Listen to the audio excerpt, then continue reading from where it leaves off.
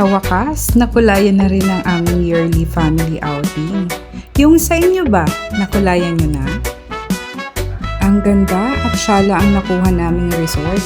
Ito nga pala guys ay Hardin Private Resort and Events Place. Located at number 25 San Mendoza Street, Barangay Mambog, Binangonan, Rizal. Tara, samahan niyo ako mag-ikot. Ito nga pala guys ang kanilang KTV room. Air-conditioned and very spacious.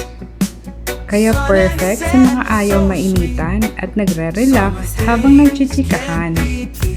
Paglabas mo naman ng KTV room, makikita mo ang bilyaran, kitchen area, and also the dining area. Ang ganda ng place, maliwalas at malinis. Then, eto na guys. Dito sa baba, merong 4 na bedrooms. So, eto yung room namin ni Jack. Come in!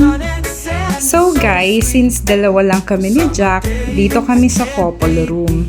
Nga pala guys, lahat ng bedrooms dito may kanya-kanyang toilet and bath. Malinis at mabango lahat ng bedrooms, kaya makakapag-relax ka talaga. At eto naman ang isa sa kanilang mga family room. Ang ganda, diba? Then, ayan, preparing na kami sa aming dinner. Busy ang lahat, toka-toka sa food at sa pagluto para easy and chill lang ang lahat. Nga pala, naisipan din naming mag-boodle fight, kaya nakisuyo kami sa isang staff at mabait naman siya na ipagkuha kami ng dahon ng saging. So, yan, ang daming food, ang sarap. Masaya at masarap talaga kumain, lalo na pag sama-sama ang buong pamilya. So yan, nakapag-boodle fight kami bigla. Tapos yan, kainan na.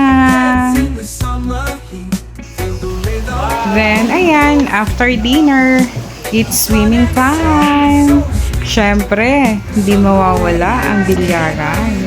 Tapos merong nagkakantahan habang nagchichikahan at syempre hindi mawawala ang inuman. Cheers! Ang saya! Sana laging ganito. May himala!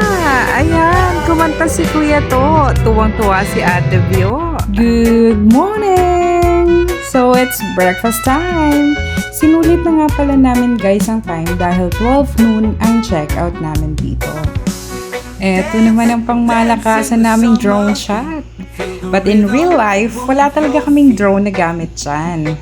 Cellphone at mahabang tripod lang.